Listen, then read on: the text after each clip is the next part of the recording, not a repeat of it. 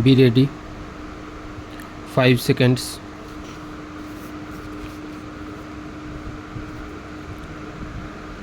Start. I should therefore like Parliament to remember these basic things. Here is something that is proposed which in effect clarifies and elucidates the Constitution and brings it completely in line with what the makers of the Constitution intended.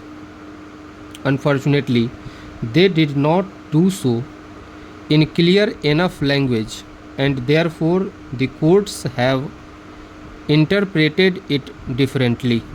So, first, it is a matter of elucidation. Secondly, it is wrong to say that we are suggesting any arbitrary action, any confiscatory action, or any expropriatory action. In fact, the Constitution has said that there should be compensation by law, but it is true that the quantum of compensation will be determined by the legislature.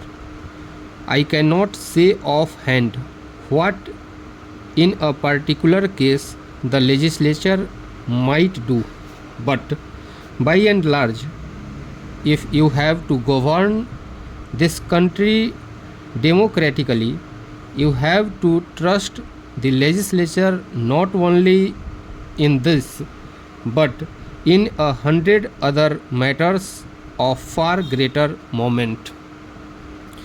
This legislature might decide on some far reaching change affecting perhaps a question of such magnitude as war and peace.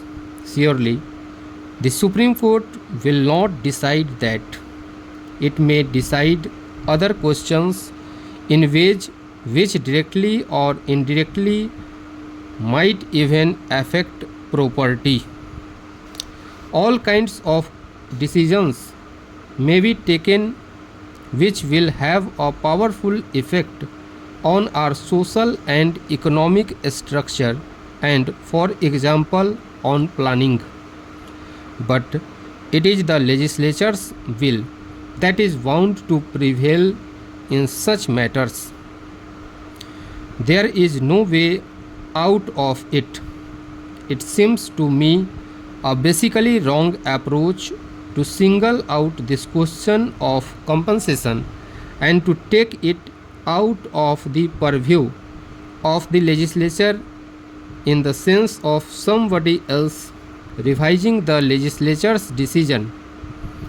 Such a course can be thought of only if you think that property is something semi-divine and that the protection of private property is to the largest good of the nation, which hardly anyone today will say obviously. I do not know how I can deal with these fears and apprehensions. There is no remedy for fear except the absence of fear. Today, in the larger world context, nations are afraid, and because they are afraid, they often say and do the wrong things. Things thus get worse. I do not know what we shall do about it in the international sphere.